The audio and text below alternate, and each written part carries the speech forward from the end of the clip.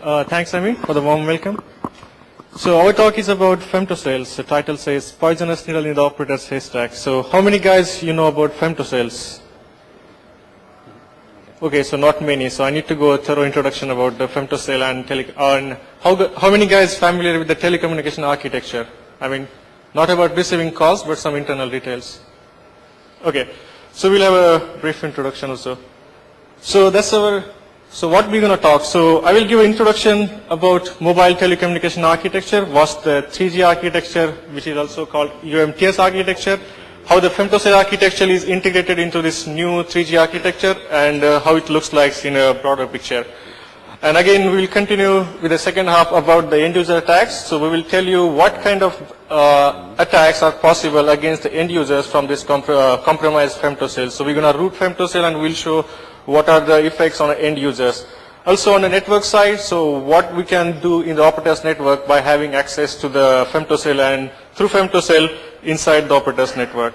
So that will be our agenda. So this looks like a UMTS architecture. Can you understand exactly or? Okay. So it's a little bit complex actually. Too many elements, too many haze like later parts. It's too difficult to understand.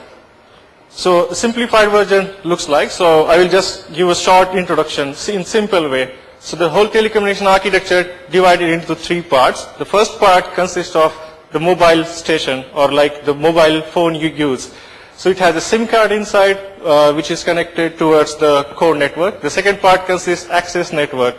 Access networks means the tower which you see on a building. So these are a node B, these called, and these are the part of access network, and which connects to a radio network controller, which controls the tower traffic and which redirects, it acts as a link between mobile station and a core network, which connects back to the core network. And the core network consists of two parts.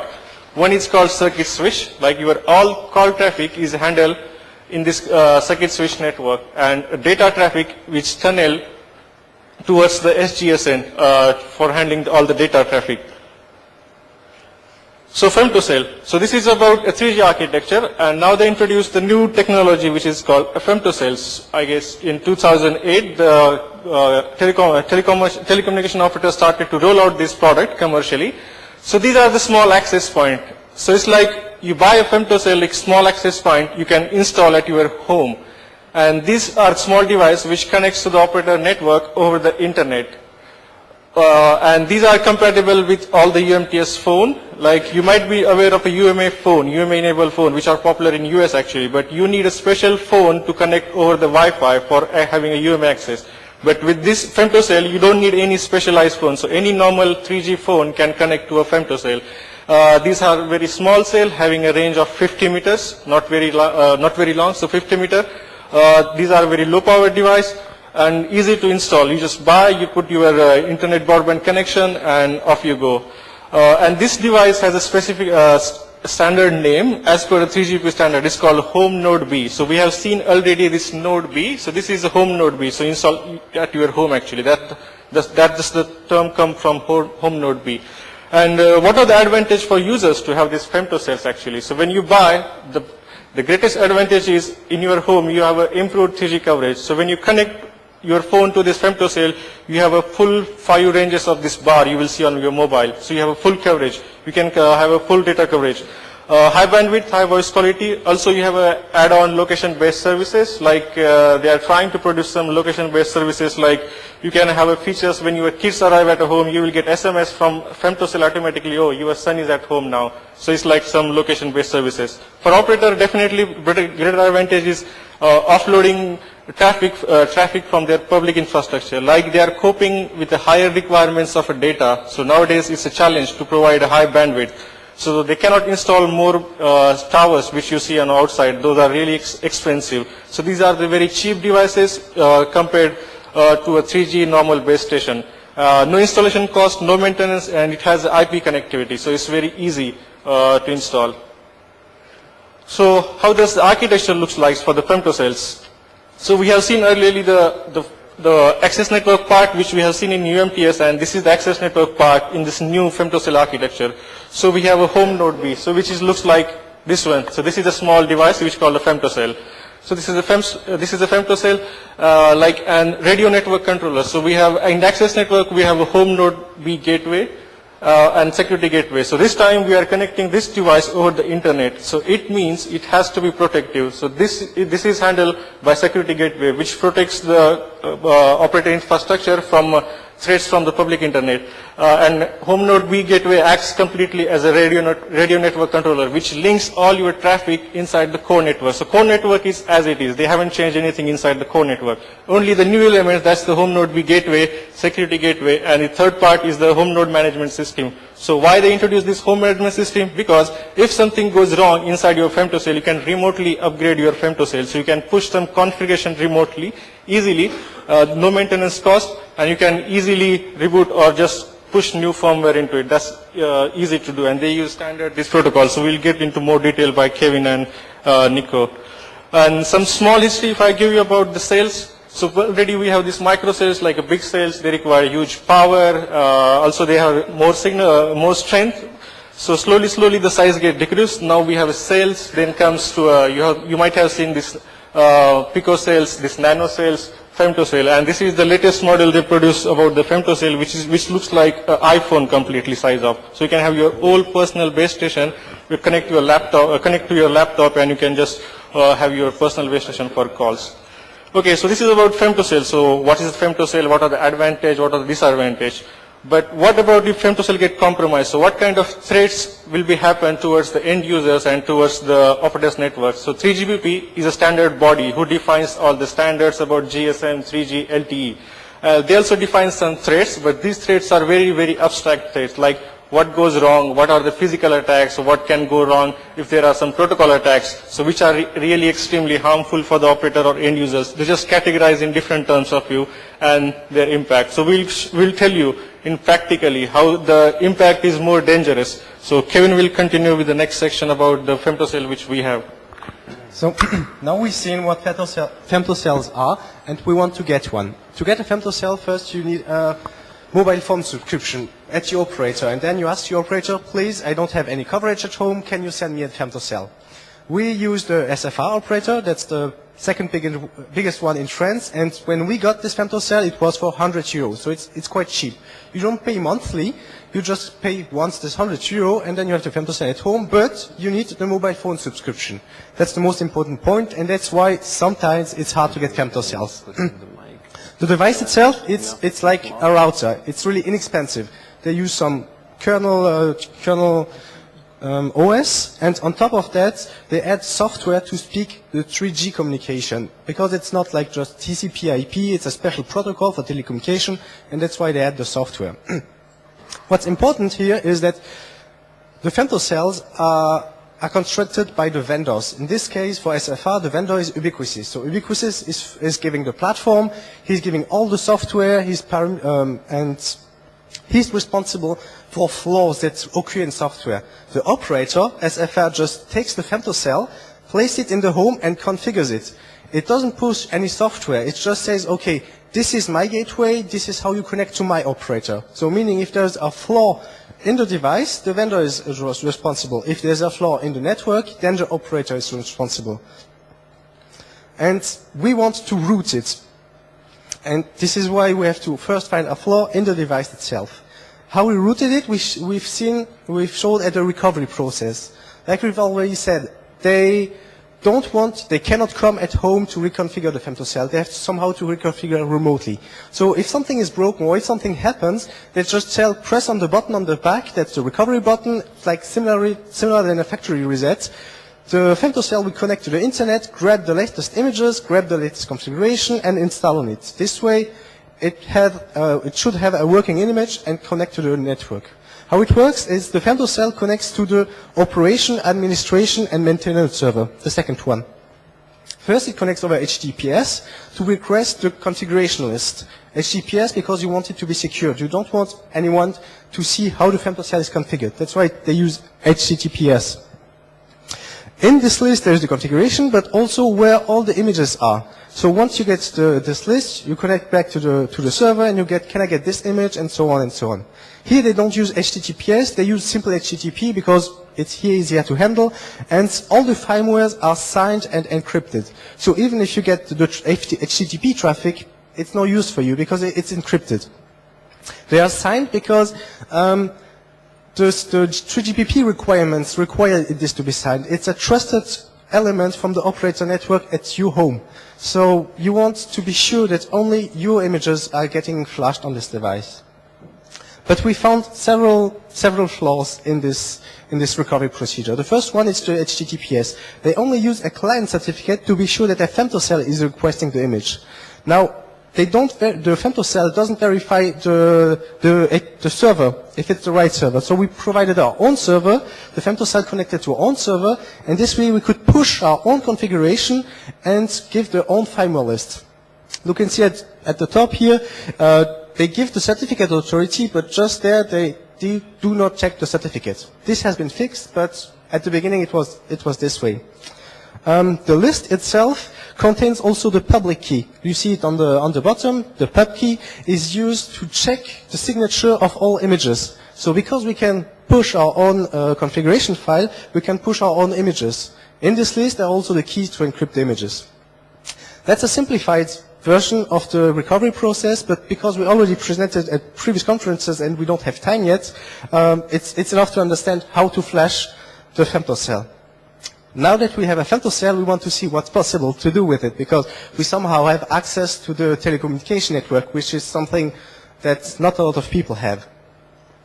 The first attack that comes in mind when you have some sort of transceiver station or antenna is to use it as an IMSI catcher. An IMSI catcher is just a way, so your phone connects to this device, you can get his IMSI, that's his identity number stored in the SIM card, and you can intercept his communications and so on.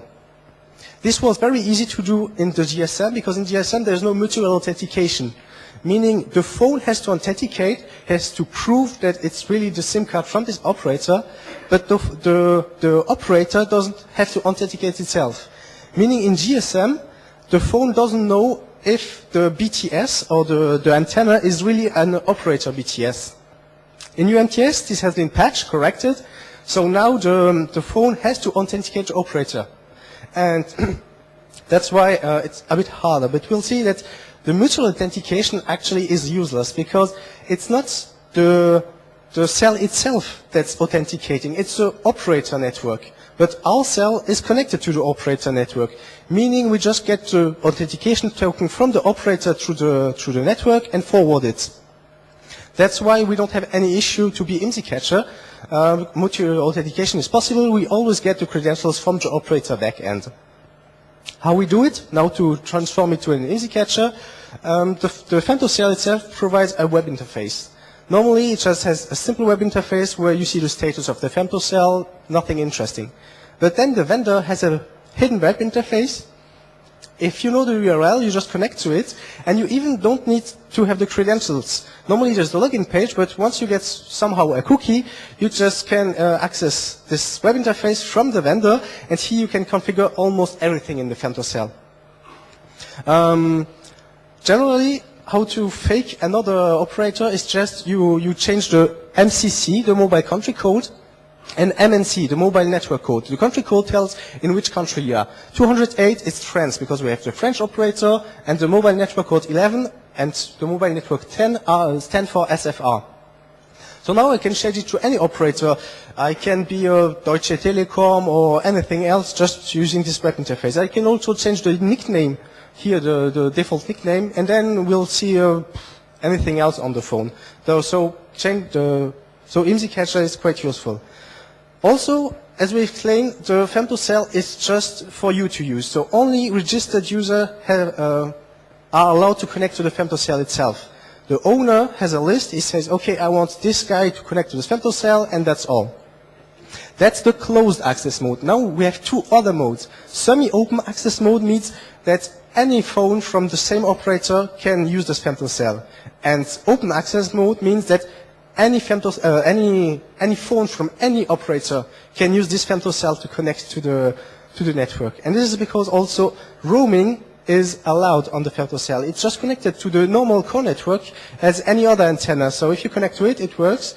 And this way we got really a full 3G IMSI catcher. And all the authentication also works because we connected to a core network, the operator will just send us the credentials so your phone gets really accepted. And you have no idea that you're connected to a Femtocell because we just said, yeah, we're Deutsche Telekom or just anything else. Now we want to use this device to intercept the communication, to listen to what's going on. As we've explained, there is an IP, a protected tunnel between the home node B and the security gateway, protect through IPsec. This is just because they don't want anyone to listen on the internet over this traffic. It's confidential traffic. There are some privacy issues, and the security gateways is also used to authenticate the home node B. They just want Femtocells to connect to the network, nothing else. On our device, they use the client ExpressVPN. It's a proprietary client, and you don't have the normal tool you use on Linux to grab the keys.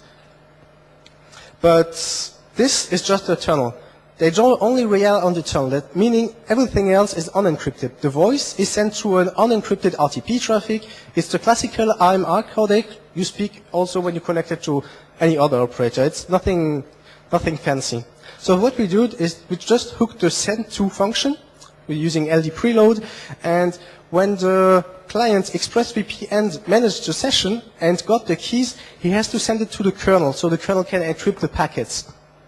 And we were in between to listen to the keys, meaning that once the tunnel is established, we get the keys over the network, and then we just decrypt the IPsec traffic, we extract the RTP traffic using RTP break, and then we transform the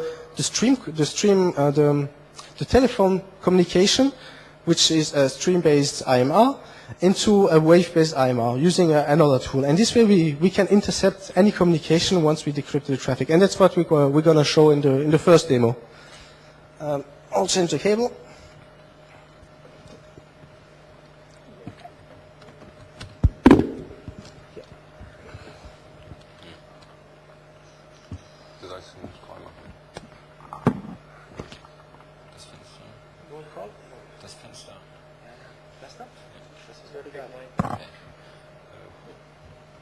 So this is our device connected to Femtocell, and as we've seen, we already changed the nickname. It's just SFR Home 3G, it's Hack in the Box.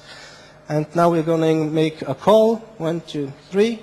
That's my answering machine. Call.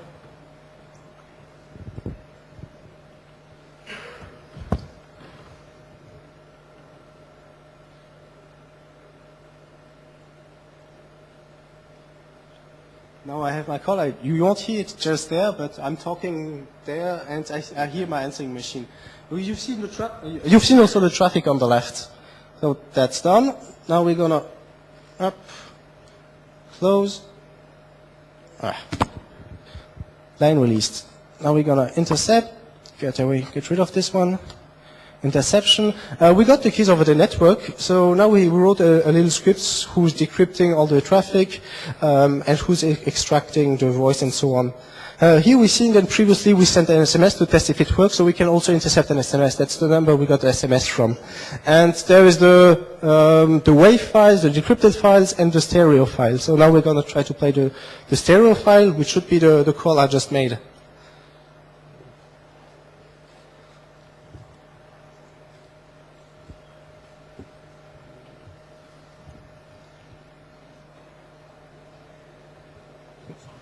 Where's the audio? Is there no sound coming out there? P3. Enfin, tapez 0 pour plus d'informations sur votre répondeur SFR. Sinon, merci de raccrocher. So that's the my voicemail box, and we just intercepted the communication. We're going back to the slides. That's the other laptop.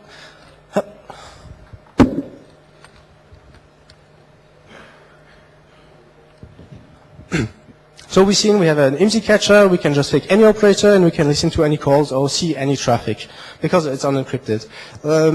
When they sold you NTS, they said, yeah, it's encrypted, so you don't have to worry. Actually, yes, the communication is encrypted, but only between the phone and the Femtocell itself, or the phone and the antenna. That's the over-the-air encryption. Afterwards, because normally it's a trusted network, everything is in plain text. There is no encryption behind any antenna at all, and that's also the case here. To establish this encryption communication, you have to get the keys from the operator. And here the operator is just sending an unknown message, which, because it's not specified in the standards, it's a security mode command. So he sends the key and says, okay, you can cipher the communication between the telephone and the femtocell using this key, this credential, and that's how also you do the mutual authentication. So you can also use this one to decode the over-the-air traffic and the over-the-air communication. That's the only one encrypted, and that's why we can also intercept it. If you want to see more about that, because it's unspecified, there's some more detail how this message, which is usually a RANAP message using the core network, but not so interesting. Now Nico is going to speak about more details about the communication itself. Okay. So intercepting traffic is a nice thing, but what's more interesting if you have access to all the signaling and to basically to all the radio messages is playing with the signaling traffic. On a femtocell, there's a standard for this, which is at least used for this femtocell, but which also became adopted as the standard for femtocells, which is the so-called generic access network protocol, also known as UMA, which stands for unlicensed mobile access. And what it is basically it maps all layer 3 messages of the 3G protocols to a TCP IP-based connection. So whenever a phone opens a channel or is requesting a service, then this is a GAN protocol message that is carried over this TCP connection. And you have one TCP connection for each individual subscriber that is currently logged into the cell. And that's basically what you see in the lower image. So on the left side you have the typical layer 3 call control and short message, and this is mapped transparently to the GAN protocol and then transferred to the GAN controller, which is the home node B gateway. And the usage of the GAN protocol is totally transparent for the phone. So the phone doesn't notice that this protocol is being used. So in order to play with this protocol, we've developed basically two pieces of software. On the one hand, we have written a proxy that is proxying the GAN protocol in both directions, so from the femtocell to the network and from the femtocell to the phone, the traffic. And the only thing that we needed to do to use this proxy is reconfigure the home node B gateway server on the web interface that Kevin has already shown.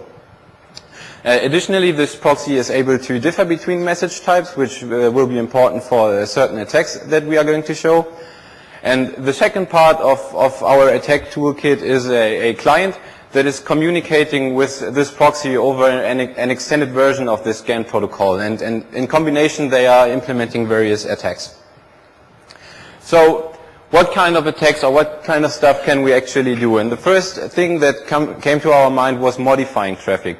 So it would be nice to modify SMS content or modify phone calls. And for the ease of implementation, because playing with SMS is way more easier, because SMS are only based on signaling messages and we don't have to care about the RTP stream that Kevin mentioned. So for the first demo, we are going to modify an SMS message. And this is actually based on the GAN protocol, really easy to do. What you see here is a Wireshark output of an SMS message. And on the top of that, you have just a tiny UMA or GAN header that is identifying the type of message. And then you have the layer 3 message, which, like I said, is just the normal 3G message that is encapsulated in this GAN protocol. So you have the text of the message, you have the number, and all the usual encoding. Nothing special for GAN. So in order to modify an SMS message, our attack client just registers with the proxy and is telling the proxy that it's waiting for an outgoing message. And whenever a victim sends a message, the proxy just happily forwards the message to the attack client. The attack client features a full SMS encoder and decoder, so it just decodes the complete payload and re-injects a message that is encoded according to our needs back into the network. So our client is able to modify the destination address or the text of those messages. And so nothing too fancy, but we are going to show it anyway. All right, let's switch.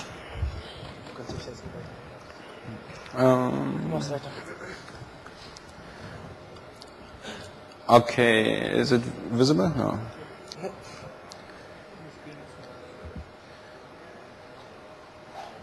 Okay, so what we actually have here is, no, you should show this.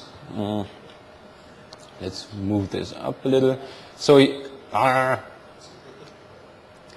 here we have this attack client that's just specifying the IP of the proxy. Then it's specifying an attack type, which M stands for modify, and a text message foo to a certain number. So what we are going to do now is send a text message which contains bubble to a test number, which is actually this phone. You don't see anything again, I'm sorry.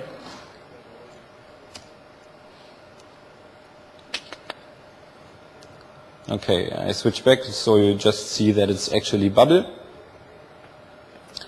We send this message to the phone. So in the background you see that the attack client is waiting for a message. We send the message on, Now it's on its way. You should see some traffic on the left side, which is the signaling traffic. And now the SMS is on its way. You see the content and the modified values. Yeah, and actually now the other phone got the message. And it's saying foo now instead of babble. Yeah. All right, let's move on.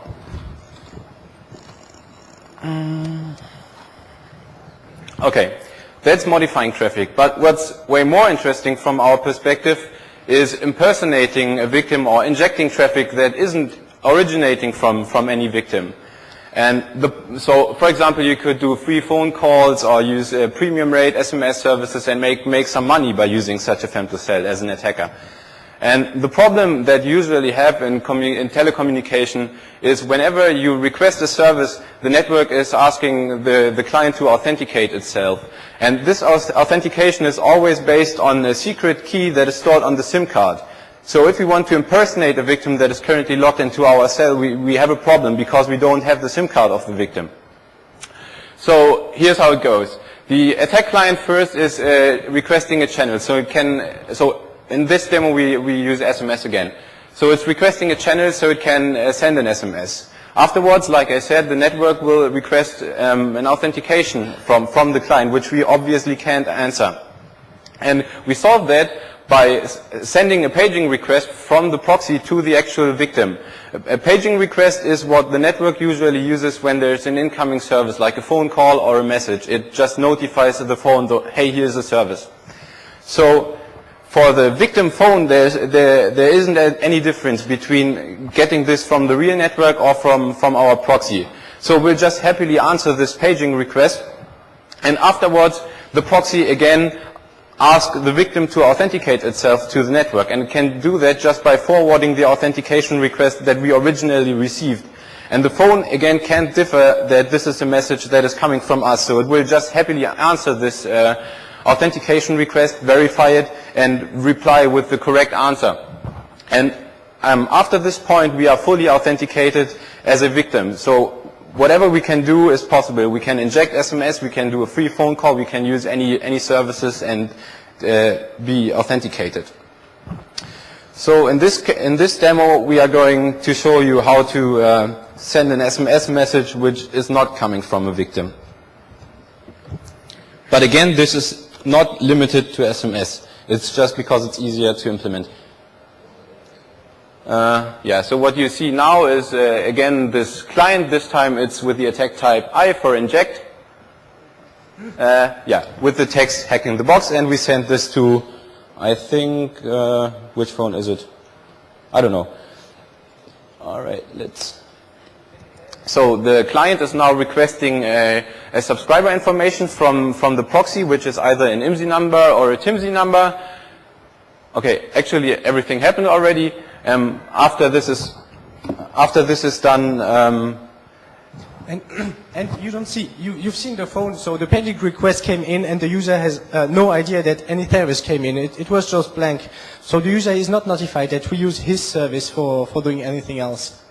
And here we have Hack in the Box. So the sent message that we injected arrived on our phone. Yeah. All right.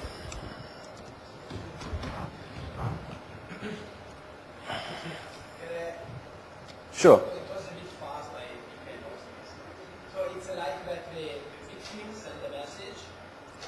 No,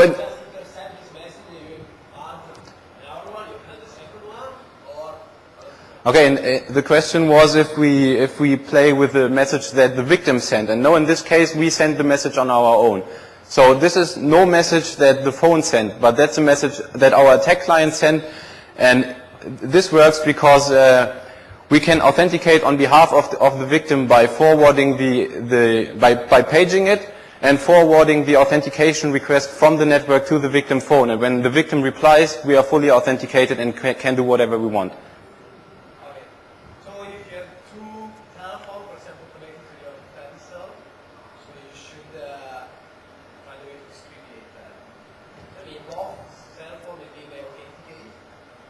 But do you take the authentication keys, like a cookie that looks more like that, and then you just say, okay, use this authentication cookie to send the SMS? Yeah. I think let's move it to the end because also it's hard to follow for the other people now, I think. Okay, but that's attacking local subscribers that are currently booked into our cell. So what about attacking other subscribers?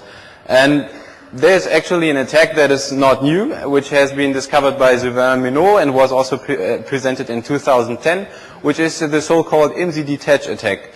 And what happens is you send an IMSI detach indication message to the network, and after this point the network assumes that you switched your phone off and you aren't registered anymore. So every mobile terminated service, which is either a call or an SMS, is not transferred to the phone anymore. So it's a denial of service attack.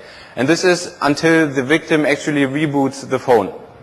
And however, there's a limitation. So this attack is working because the message itself is not authenticated, but the limitation is that it only works in a certain geographical area because you send the message to the so-called visitor location register, which is always serving a certain geographical area. So whenever I want to detach a victim at the other end of the world, my local VLR will just ignore this message because the victim isn't using the same VLR at the time. So this is not nice. But in the case of Femtocells, it's a bit different because this proximity constraint doesn't exist anymore. Because the Femtocells reside in various areas. They are all over the country. So, and they aren't as many as subscribers in a normal network. So usually, and at least in the SFR network, and I guess it's not very different in other networks unless there are lots of Femtocells, there is one VLR that handles all Femtocells. So the proximity constraint isn't there. And by using the GAN protocol that I already described, we can also send these IMSI detach messages via the proxy to the network and thus detach any subscriber that is currently using a Femtocell if we know either the IMSI or the TIMSI. And okay, we're also going to show that.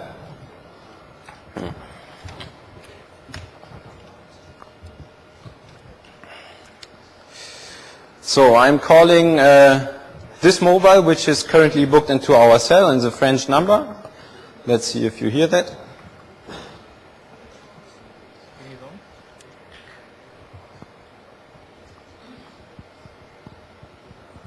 Take some time. Yeah, the phone is ringing now. So now I'm going to send this message with the tool you see there.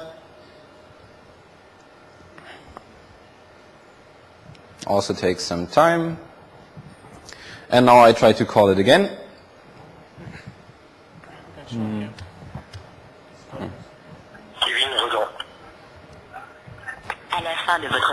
Yeah, so that's his voicemail now.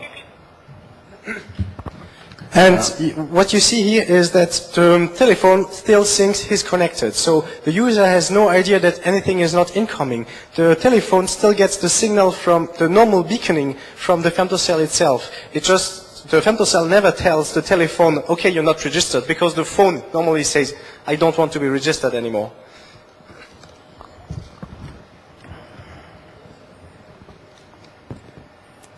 Okay, but this is attacking other subscribers. So what about doing some network attacks and actually attack other femtocells? So therefore we looked at the attack surface that is exposed from the network view to the network view of an attacker. And there's basically two interesting things to look at, which is on the one hand network protocols, and on the other hand the services that are running. And network protocol-wise, there isn't too much interesting stuff there. On the one hand, the device is using NTP, which is used as a clock source to provide frequency stability, and on the other hand, it's using DNS to resolve the name of the recovery service. And while both of these protocols are vulnerable to spoofing attacks because they are based on UDP, it's not too interesting, because even if you manage to spoof the recovery server, you still would need a method to actually trigger the recovery process. So what we looked at were the services that are running on the device.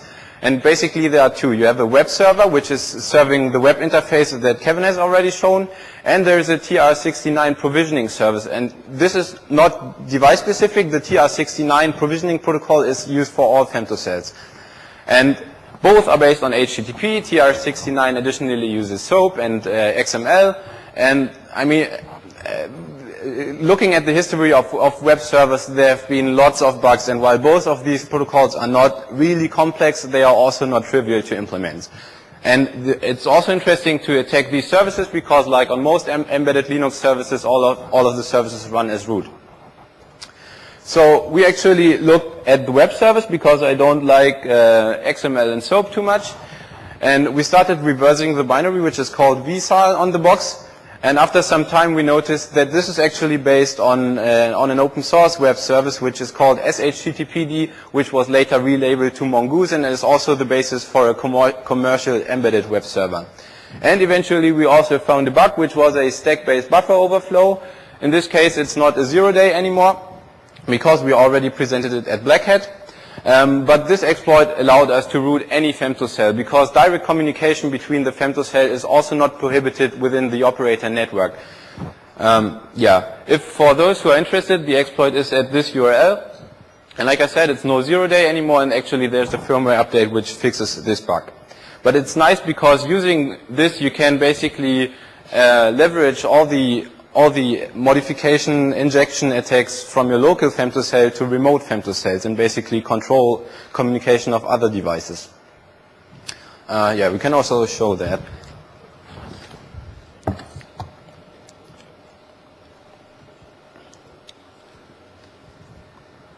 It's not too fancy to see, but basically we start a netcat on that's listening to a port, a small Python script, and now we are root on the device. And what we could do, for example, but there's probably way more harmful stuff, is using this command to dump, for example, the subscriber database, which in this case only has one phone registered. Yep. Alright, and then again we went back to look at this web interface, because like I said, direct communication between femtocells is not prohibited in the network. And what this web interface basically leaks is the IMSI number and the MSISDN, which is the normal telephone number of the phone. And this is obviously a privacy problem, but becomes handy for the IMSI detach attack that we demonstrated. Because by just scraping all of the web interfaces of all femtocells, and there are about 5,000 in the SFR network, we can detach the whole network at once. And we are not going to show that, but it works. So by looking at the web interface, there's also another information. Because what you see here is basically the network code, the country code, the location area code of cells within the neighbor area of the femtocell. Because femtocells do a location verification, and that has three reasons. On the one hand, the operator only requires frequency licenses within a certain country. So they have to be sure that the devices actually also run in the country, in this case in France. On the other hand, if you manage to run this device in another country, it can be really useful to avoid roaming charges, because right now we can use this device here and call a French number and we are not roaming because the device or the operator assumes we are in France. And the third reason is actually law enforcement, because in telecommunications it should always be possible for the operator or for law enforcement to determine if you're using a phone where it actually is. So usually you would assume that you could just use GeoIP and this stuff to verify locations, but it's foolproof, and even using GPS is not easy, because in buildings it's difficult to get a proper signal. So what they are using is scanning the surrounding neighbor cells, and just by seeing the network code, the country code, the location area, you can find out where the device is. And we use this information to scrape all the femtocells and find out where they are. Well, not all in this case, it's only 500, but that's how it looks. And do you want to say something? Yeah. So here we have some femtocells. We see it's a French operator. Most of the femtocells are in France, and we could also access to the web page. So we have the IMSI and the email of the femtocell itself, but we have also the telephone number of the owner of the femtocell. So we know exactly where he lives. We can know exactly also when he communicated, when there was any traffic at all. That's clearly a privacy issue, actually. Yeah. All right, I hand over to Ravi again. Okay, so just a short recap. So what we achieved so far, like we can route this box locally, we can intercept call, we can send SMS on somebody's behalf. I mean, you can just spoof your girlfriend a message or anything, just pretty easy. So what about doing something globally? Now, we know that all these boxes communicate each other, so no traffic, so there is no firewall or anything inside it. And we know that we can route this box remotely also, as Nico told you. So we have a root exploit. So what we can do, we can route the remote boxes and we can change the address of OMAP server. If you remember, OMAP servers means we can push a firmware to a femtocell. So what we could do, we can change the firmware address, we can give our own address, and we can push a malicious firmware that we have. So it will have a root access, everything SSH is open. And we can also change the GAN server address, where all femtocell diverts their traffics, like call traffic, everything goes to the GAN service. So we can change, and what it means, any femtocell can be flashed with our own firmware. And this allows us to divert all the traffic of any femtocell user to our femtocell. So it means we can intercept SMS call traffic of everybody. So it's like totally global control of all the femtocell network from SFR. Also, there are some other services, like while exploring the femtocell even inside the network, we figure out that the servers where the all information stored, all are running open source software such as MySQL, SSH, NFS, Apache. And all these services has been provided by vendors. So operator doesn't know anything about these services. They just configure, and it's open source. Like the Apache, they have an indexing is available. So just go open that address and you will have indexing, what the information they have stored on the server, everything. For example, there is one server in femtocell network which is called performance measurement. So all the activity which happens inside the femtocell, like how many calls it has been made, how many video calls it has been made, what is the uptime, what is the downtime, everything has been sent periodically per day towards the server, to this performance measurement server actually. And this is sent using a FTP account. And for all femtocells, they have fixed username and password, which is just written inside the database actually. So we can just access that server and we have information of all the femtocell. Like Kevin said, there is a privacy issue, like we can see how many calls he has been made, how many video calls he has been made, all the information we can see. And plus there is interesting information, that is we can have an IMEI number of each device and a serial number of each device of all the femtocell. And the last 4 digit, like your vendor has been set password of last 4 digit of IMEI number is a password of every femtocell. So you can just know all the password of femtocell. I mean, routing is also easy, but the last 4 digits are password, so that's also a privacy issue. And also they use the VSFTPD as a package, and you know that these are the system users. And you can just easily log as a SSH user easily into the system. And also there is one more interesting factor. So this femtocell has a SIM card right here. So you can insert SIM card. So when it's connected to a security gateway, it authenticates SIM card and it connects and then it allows the service. But how about, so all the attacks we have shown you are based on a femtocell. So we need a femtocell to make those attacks. But what we could do now, we can take this SIM card out, have some SIM card connector, connect to our laptop, and yeah, it's possible. So we can have IPsec client, we can have a SIM card reader, we can take out the SIM card and we connect our laptop to security gateway. So right now there is no limitation what kind of attack you could do a femtocell. So all these attacks, what Kevin and Nico said, we can do this attack from our own own laptop. So we don't need femtocell anymore. So and there is no separation between the network now, between the operator network, because we can easily be inside the telecommunication operator network using a laptop and SIM card, and that's it. There is nothing to protect now operator's Great Wall actually. And I also want to add that in the case of the SFR femtocell, it doesn't even require the SIM card of this device. Actually, we found out that you can use any SFR SIM card to connect to the security gateway. Like any normal SFR SIM card, just take that, put it into the laptop reader, and you connect to the network easily, and then have all the attacks what we have shown you. And what it gives to us actually by connecting this laptop easily. So we can easily attack on the operator network, also signaling attacks. You can easily scan inside, you can see, okay, have an nmap inside, check what's going inside. Also, it has been given us one interesting feature, that's the HLR queries. I mean, Nico has already told you the GAN proxy. We have a GAN proxy, we can inject SMS. It means we can also send some random queries to HLR. Like you can send somebody's MC and it will send back us, okay, if you want to authenticate, so these are the authentication token, so you can authenticate. So we can have this random authentication tokens as we are getting a valid output from HLR, so we can just have a free HLR queries. And it also gives access to us to play around the core network and other access element. And what it concludes actually. So there are some other guys also who has done research in the femtocell, like THC. They played with the Vodafone femtocell in 2009, but they published last year all their results. And also Samsung femtocell. This is from US actually, which is the CDMA 2000. They also found same problem. So what it clearly shows, so this is not a problem only SFR has. So this is the problem in a femtocell architecture.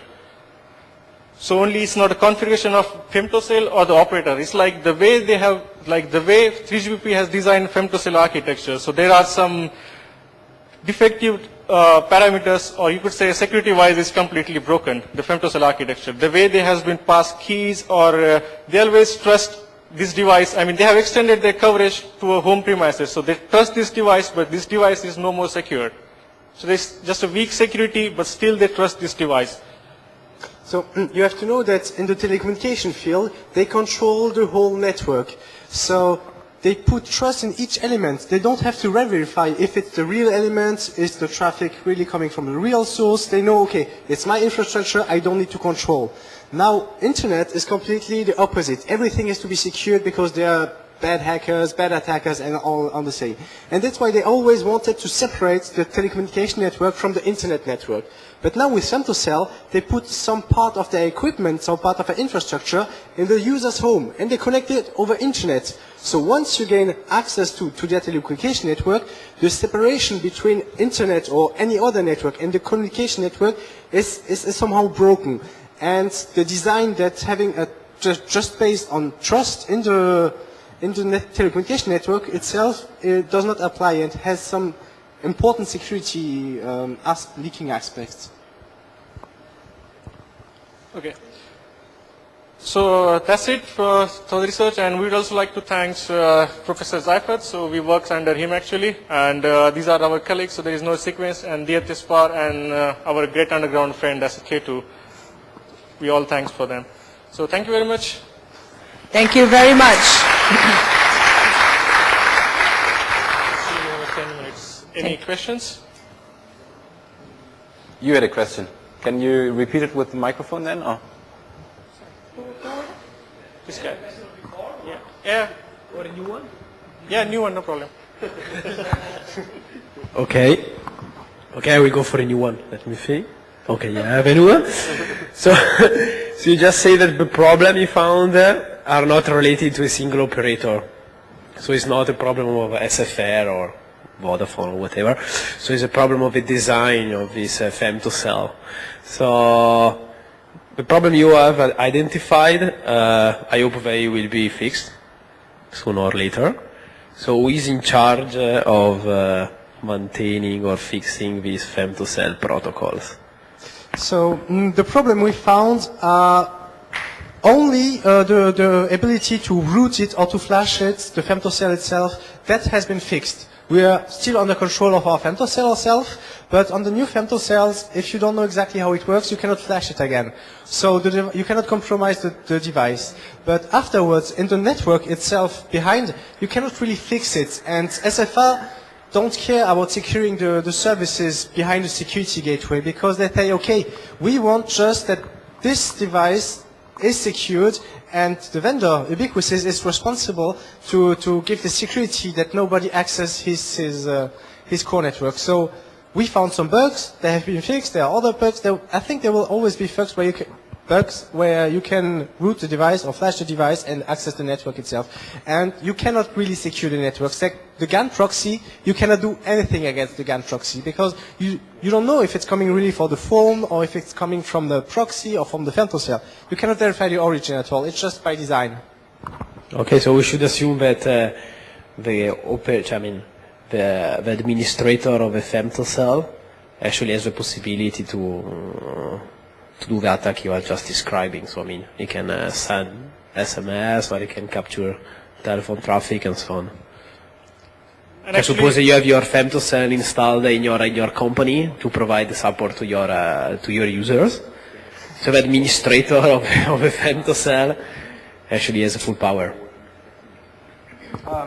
The administrator will always be powerful. We also told the bugs, and most of them are fixed. I think if somebody is looking further on, it's still a bit secure, but you will always find some flaws. So you cannot do anything against it. And also there is a big problem with these devices, like they have to keep the price very low, vendors, to make a business. So like if they are giving for 50 euros, so what will be the price for this box? So you cannot have really extra hardware security features. So you have to trade off between security and cost. So that's a challenge for the operator actually, to give it on extent, security-wise. Any more questions? Yeah, I have a question. Do you need to break the EKI, which is the GSM SIM encryption key? Sorry? So KI, which is in GSM and not in, is stored in the SIM card itself. It's used to do the authentication. We actually don't break it at all. We have the SIM card, so we just ask the SIM card, please authenticate yourself. Like we do for the SMS injection, we just ask the SIM card, please authenticate yourself, and then we can send it. And the KI is just used for the encryption from the phone to the femtocell. Now we control from the femtocell to the network. There, nothing is encrypted. So we don't need the encryption key. So actually KI never leaves from a mobile phone, and we don't access mobile phone. So KI always remains inside the phone. It doesn't go towards femtocell any time. So we never break it and we don't know KI. That's always secret. Secret. Okay. Anything else? Anyone? Any more questions? No? Okay, so last comment we have actually, so after our Black Hat talk, we wanted to publish all the information, what we did, all the tools, like whole wiki explaining what we did and how, in what fashion. But due to some legal constraints, till now we haven't been able to publish because we're still fighting with the operator and also vendor. They don't want to publish some information they want to strip out. But finally we made a deal. So hopefully after the 1 week from today's, next week, all the information should be available on this URL. And Nico has already published his root exploit, you can see from his blog definitely. And all the information about wiki and procedures will be available on this URL next week for sure. Thank you very much. Thanks, fine. Yeah. And also just to mention, the PowerPoint slides that he's showing right now, it's also available on our materials section of our conference website. And it should be available in the next 2 minutes because we're uploading it right So away. we have 6 minutes. So last point. So we could say that the femtocell are very small device. I mean, you cannot make very big attack anything. But what we could do, we could also add extra antenna which can increase the power. So it means that we can just increase the range and have any user to force to book our femtocell and we can just spy on him. So we can also do this feature easily. That's a extra add-on. Thank you very much.